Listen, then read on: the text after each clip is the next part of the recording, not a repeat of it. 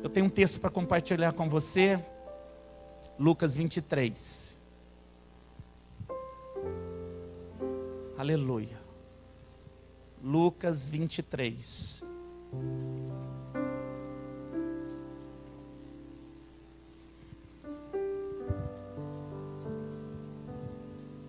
Lucas capítulo 23. 7 semanas aos pés da cruz. Que o Senhor se revele a nós. Bendito Espírito Santo. Não há nada mais precioso que a tua revelação. Por isso eu te peço que assim como o Senhor esteve conosco em todos os cultos que já aconteceram na comunidade de Filadélfia, durante esses 17 anos a tua presença é notória. Não importa o número de pessoas, houve um momento que nós chegávamos e não havia ninguém, e o Senhor estava ali. E nesses dias o Senhor tem se revelado de uma maneira muito poderosa. Eu quero te agradecer e te pedir, papai, que o Senhor revele a tua vontade, o teu desejo, o teu plano de uma forma muito poderosa na vida dos teus filhos. E que nós saibamos olhar para o Senhor e não olhar para aquilo que está à nossa volta. Pai, eu sei que o mundo, humanamente falando, que o mundo das circunstâncias estão se movendo para tirar a atenção dos seus filhinhos. Que nenhum deles se percam. Que nenhum deles se percam na falta de ânimo. Que nenhum deles se percam, Pai, em dúvidas do caminho que está caminhando. Mas que eles queiram mais receber de Ti e aprender de Ti. O preço foi muito caro. Tua graça é de graça, mas o preço foi muito caro. Te amamos e te amamos. Vocês encontrou, querido, Lucas 23? Apenas o verso de número 26. E ele diz assim: e quando iam levando, o texto fala de quando Jesus estava levando a cruz, tomaram um certo Simão Cireneu, que vinha do campo, puseram-lhe a cruz às costas dele, para que levasse após Jesus. Eu vou ler novamente, querido, para que você compreenda o que está acontecendo aqui. E quando o iam levando, Jesus acabara de ser sentenciado. Ele está indo, querido, com a cruz, que deveria ser minha, tua. Ele está levando essa cruz pesada. E a Bíblia diz que ele já está muito cansado. Foi muito cansativo chegar até aqui. Os maus tratos, a interrogação, a prisão, os açoites. Jesus já estava sem forças, mas ainda havia a via dolorosa para ser percorrida, porque se dizia naquela época que o sentenciado diante de Pilatos, que era o governador da época, e aqui, como era alguém que Herodes também havia dito para que sentenciasse qualquer ameaça ao governo de Roma, Caifás, o governo religioso, a sentença havia sido dada, e a cruz já aguardava, e a lei dizia, e o costume dizia, que o que seria crucificado deveria levar a cruz até o local da crucificação. Ficava a alguns metros dali, não era um lugar muito próximo, não tão longe, mas era um lugar de difícil acesso, e Jesus teria que levar aquela cruz pesada nas costas. A Bíblia diz que num certo momento ele deixa essa cruz cair. Naquele momento havia um homem, Simão, o Cireneu, o soldado romano força a pegar aquela cruz, e ele vai por alguns instantes, ou por alguns metros, carregar a cruz junto com o seu Senhor. Quero falar desse momento com você, querido. É importante que você entenda tudo que está acontecendo no contexto do texto, para que você perceba o que é esse simbolismo, essa coisa tão forte que diz respeito a mim e a você. Quando eu leio textos bíblicos, querido, algumas informações ou algumas coisas que estão escritas, eu fico me perguntando no espírito, por que isso aconteceu? Não é normal, querido, diante de tantas pessoas que haviam em Jerusalém, um homem carregar a cruz, ainda que fosse por alguns metros. E é nesse contexto que o Espírito Santo nos levou. A cidade está cheia. É a festa da Páscoa, ou dos pães asmos. Uma das 3 festas mais comemoradas e esperadas pelo povo judeu. Pessoas de todos os lugares, meus irmãos, subiam e ainda sobem nesta ocasião. A festa essa que comemora, que aponta para o livramento do povo hebreu quando esteve preso no cativeiro do Egito. Aquele livramento, a Páscoa judaica, que ainda tem para o judeu ortodoxo de hoje um simbolismo muito grande na figura de Moisés, na figura de Abraão, na figura de Isaac. Todos esses patriarcas ainda é algo muito forte dentro do conceito judaico. Nesse momento não era diferente. Subiam famílias de todos os lugares para Jerusalém. E a Bíblia diz, querido, que na ocasião da festa, não só o homem subia, mas subiam as mulheres, subiam as crianças. E eu penso, querido, que na família do Simão não foi diferente. A ocasião foi muito aguardada. O texto bíblico, ele faz essa menção no meio da crucificação de Jesus, mas se você procurar depois, querido, você não vai encontrar muitas descrições a respeito do Simão, o Cirineu, a não ser para falar dos 2 filhos que ele tinha. É uma passagem rápida, mas que faz menção, querido, a algo poderoso, e você vai ver que faz também referência a mim e a você. O Simão, o Cireneu, da cidade de Cirene, por isso ele é chamado Cireneu. Cirene hoje, se você trazer geograficamente falando, onde ela está hoje, pastor? Hoje ela é a Etiópia.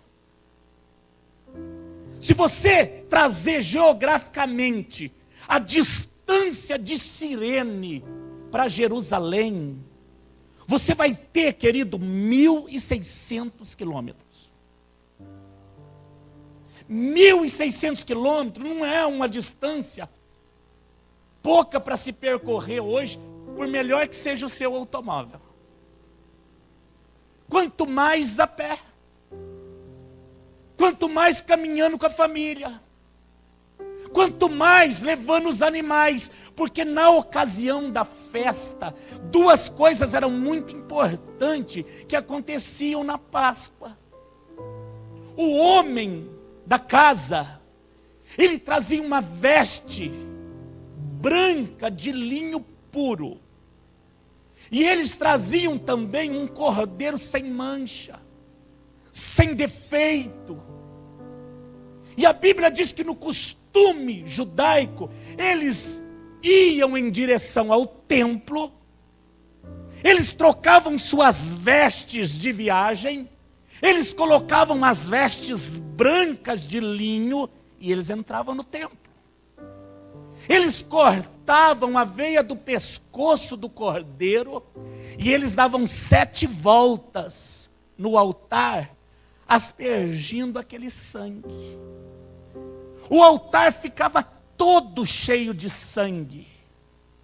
E então aqueles homens sacerdotes vinham e pegavam o hisopo, uma planta que é como uma esponja, e eles pegavam aquela esponja e eles encharcavam o sangue do animal derramado e eles passavam nos homens.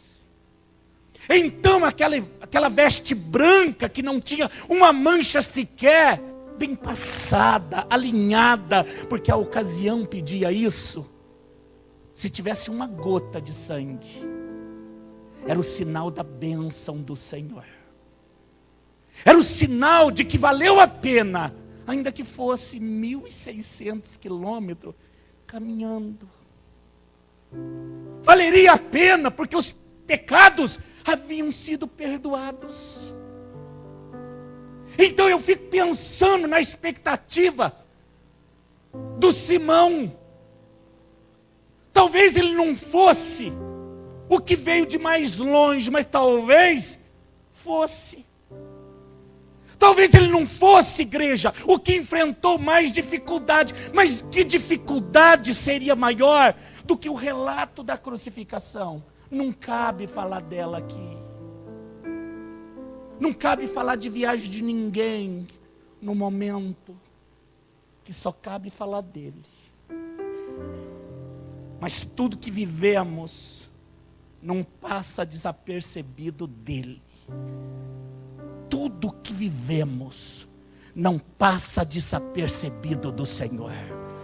Ah, querido, diga para o teu irmão, tudo que nós vivemos até aqui não passa desapercebido, viu, Henrique? Não passa. Aquilo que você tem buscado, aquilo que você tem ansiado, querido, ainda que seja um tempo que você tem buscado e só você sabe o que você e sua família têm vivido, porque diante de Jerusalém tão cheia, quem é o Simão? Não há nem destaque para ele. Mas nada passa desapercebido dos olhos do Senhor. Nada passa desapercebido dos olhos do Senhor. Nada passa desapercebido dos olhos do Senhor. Eu vou dizer de novo até que você creia. Nada que você tem vivido passa desapercebido dos olhos do Senhor. Sua busca tem resultado. Sua busca terá galardão. Tua sinceridade, tua verdade vai produzir resultado nessa terra e no céu também. O que passava na mente do Simão está no templo. Eu não sei quantos dias eles levaram, querido. Certamente meses para ir, meses para voltar. Sabe aquela coisa de chegar, ter que voltar, e quando chega de casa, já está quase na hora de ir de novo. Eles levaram alguns meses, saindo de Cirene. A rainha de Sabá também era daquele lado lá. Também era da região africana. E ela sai, querido, de muito longe, para encontrar o Salomão. Mas ela foi num carro de rainha, né, querido? O Simão veio caminhando. Eu não estou desmerecendo ela. Eu estou falando, querido, que esse homem tinha um porquê em estar em Jerusalém. Nem que foi uma gota do sangue desse animal que vai ser imolado. Uma gota. O Senhor Deus, a quem eu creio, vai perdoar o meu pecado e o pecado de toda a minha casa. Ele entrava para pedir pela família. Diga para o teu irmão, ele ia na presença do Senhor para pedir pela sua família. É o que você faz. A expectativa do Simão era colocar o linho, o traje preparado para aquela festa tão especial. O templo ficava cheio, querido. Era muita gente, mas havia muito sangue. Então eles iam molhando e derramando sangue sobre todos que estavam ali. Uma gota bastava. Mas algo vai acontecer na vida desse homem. E vai mudar toda a história dele. a programação do Simão vai mudar. Amém, querido? Ô Cirineu, vou te chamar assim hoje. A programação da sua vida vai mudar. Tá bom assim para você? Ai, se vai me levar mais próximo do Cristo, muda. Muda agora, só se for agora. Diga para o teu irmão, a programação da sua vida vai mudar, viu, querido? Em nome de Jesus. Querido, eu penso que o Simão, por um momento, ele já está em Jerusalém. Ele trocou as suas roupas de viagem e ele pôs agora o manto branco, a veste branca de linho puro. E talvez ele tivesse até preocupado, olhando, mas não tem nenhuma mancha, aqui está bem vestido. Talvez ele perguntou para a esposa, como é que eu estou? Quando a gente quer saber, né, como marido, como é que está? E como é que está? Às vezes elas falam, não está bom não, troca lá. Não é assim?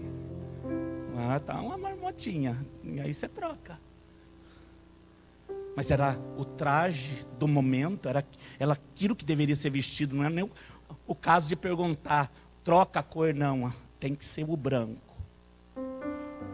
Para que todos percebam que o sangue foi aspergido. Ele está caminhando em direção ao templo. Mas uma multidão está vindo. E aquela multidão chamou a atenção dele.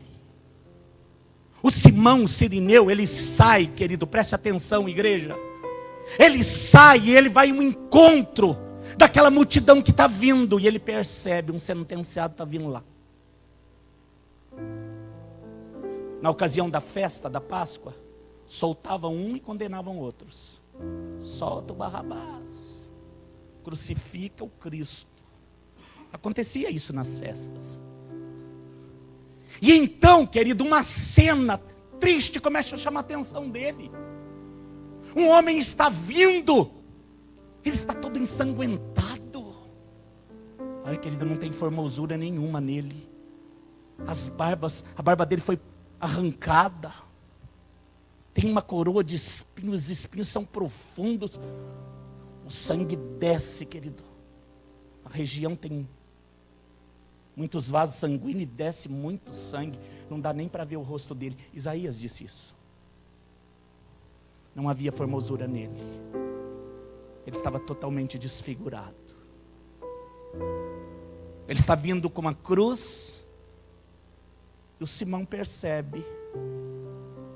No alto da cruz está escrito: Yeshua, Eti, Nazarete, Meleque, Yudim. O que está escrito? Em hebraico, em latim e em grego, para que todos soubessem. Jesus de Nazaré, Rei dos Judeus. É Ele que está vindo. Yeshua, Et, Nazarete, Meleque e Yudim. Jesus Cristo, o Rei dos Judeus. Ele está vindo, querido, e ele está carregando aquela cruz. E então eu penso que o Simão resolveu chegar mais perto.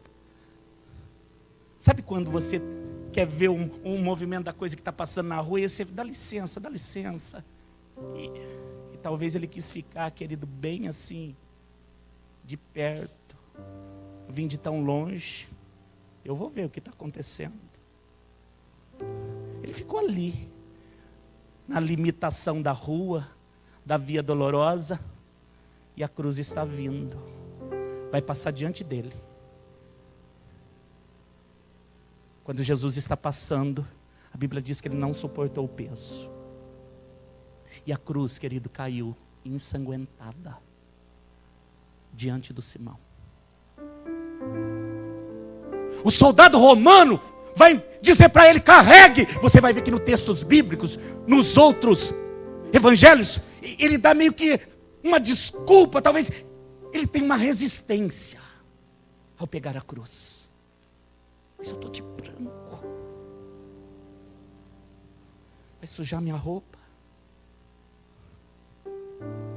Talvez Deus do céu pudesse dizer para ele: mas não é o sangue do cordeiro que você quer na sua veste?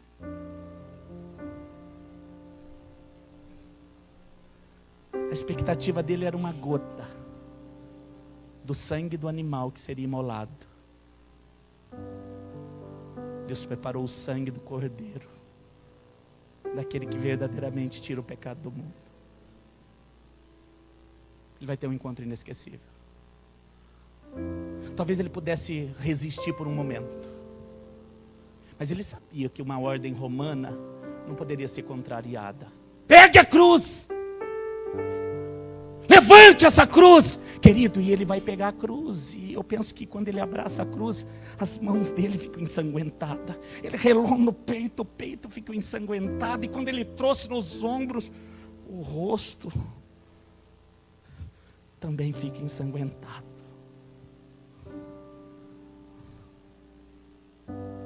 O céu está dizendo: você veio de tão longe, Simão. Conheço a tua história. Você veio por causa do sangue. Quando ele levanta a cruz, querido, a Bíblia diz que Jesus continua ali.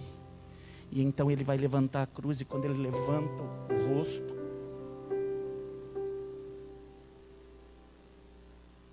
ele vê os olhos de Jesus.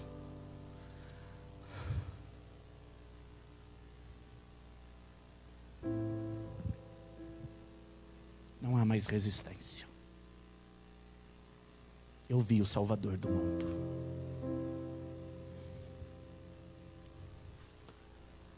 Aqueles que olham os olhos de Jesus nunca mais são as mesmas pessoas. Agora ele poderia voltar para casa dizendo: eu vi o Salvador do mundo. Em Atos vai dizer que um dos filhos dele, o Rufo, vai dizer diante de todo o sinédrio: expulsaram ele, porque o filho dele vai dizer: aquele que vocês crucificaram era de verdade, o rei dos judeus. O filho vai dizer, lá em Atos está registrado. Talvez ele pudesse dizer: meu pai falou. Era Jesus, e vocês crucificaram.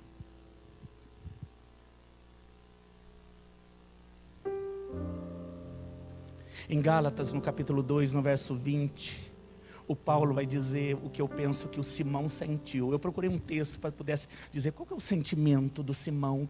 Porque não relata mais nada, não fala mais nada. Esse homem que está agora ensanguentado. Eu não sei se ele ainda foi no templo. O sangue já havia sido colocado na vida dele. O olhar de Jesus já havia convencido. Um homem, querido, em toda a terra, nenhum dos discípulos tiveram esse momento, esse homem teve. Talvez as palavras dele fossem como a de Paulo em Gálatas 2:20, que diz assim: eu fui crucificado com Cristo, já não vivo mais eu, mas Cristo vive em mim. A vida que agora eu tenho, eu vivo pela fé no Filho de Deus, que me amou e se entregou por mim.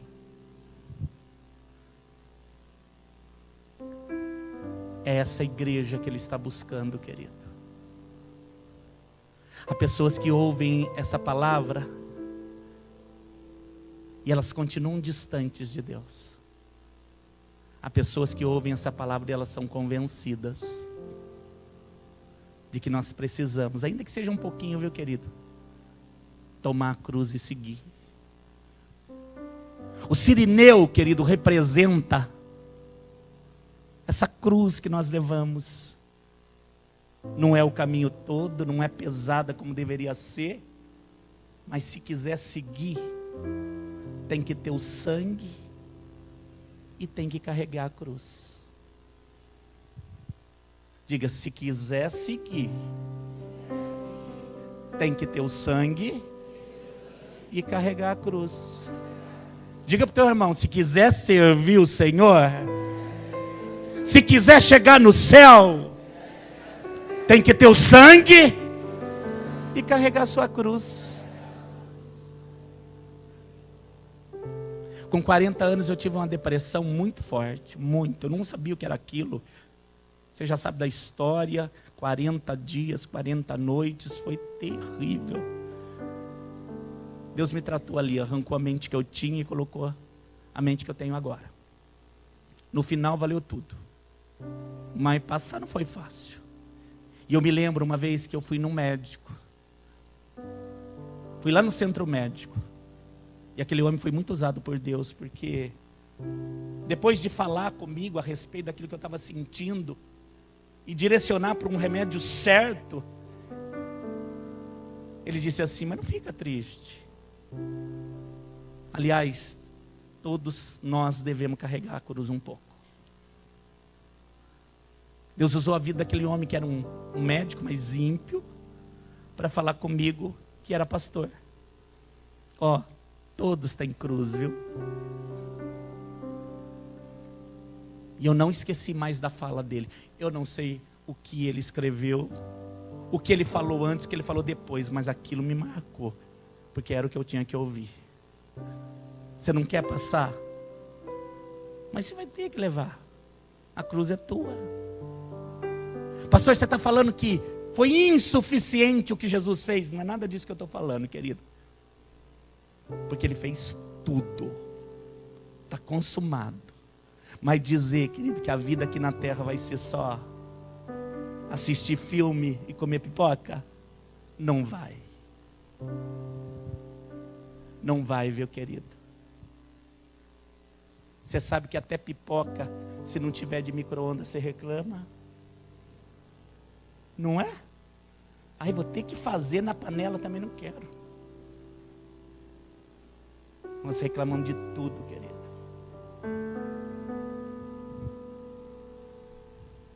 Simão nunca mais foi o mesmo. Nunca mais foi o mesmo. Ele viu o Cristo. Ele viu o Rei da Glória. Amém, querido? Quero te convidar a ver o Cristo.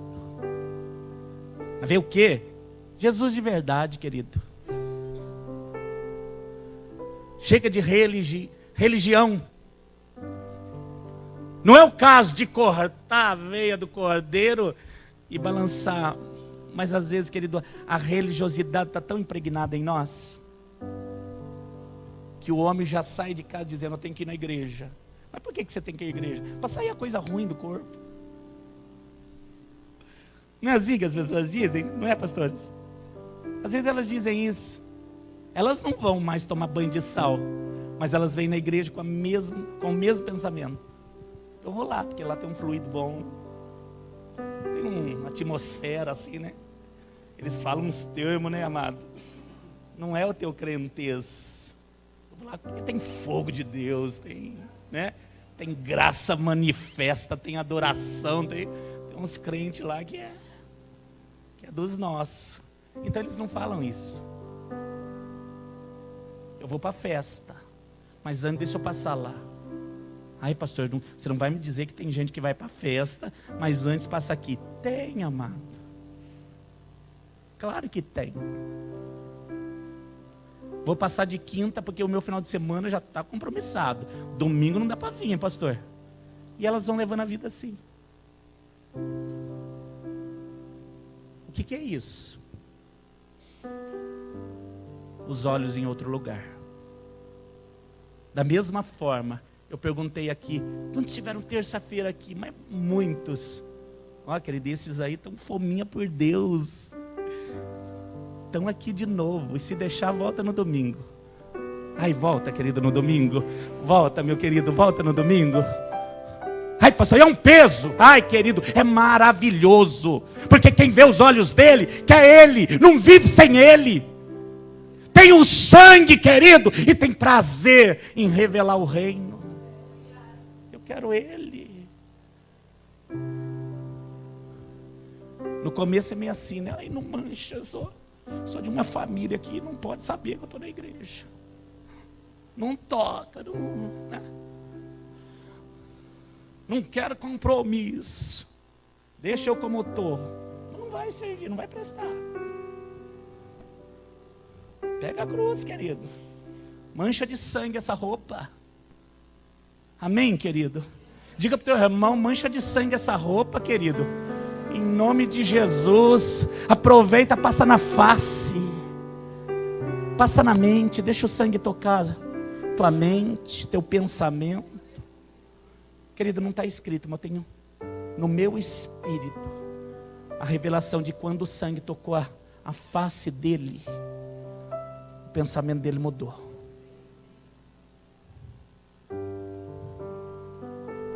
O sangue do Salvador do mundo, querido, está no rosto do Simão. E o olhar? Tocou o espírito, foi para dentro do coração. É corpo, alma e espírito. Está tudo tocado no encontro. Foi o que ele fez com você. Meu espírito é de Deus. Minha mente é do Senhor. Meu corpo também é. Amém, querido? Diga, eu sou do Senhor. Meu espírito é do Senhor. Minha mente é do Senhor. Meu corpo é do Senhor. Aleluia. Você pode aplaudir o Senhor. Aleluia. Aleluia. Fecha seus olhos, meu amado. Aleluia. Pastor, eu estou na Filadélfia porque eu mudei de religião. Então esse lugar não vai poder fazer nada por você. Daqui a pouco você está saindo para um outro lugar. Que mudança de religião não convence coração algum. Pastor, eu estou aqui porque disseram que ele vai passar. É verdade, ele passa aqui. Todo culto ele está aqui. Todo culto ele está aqui.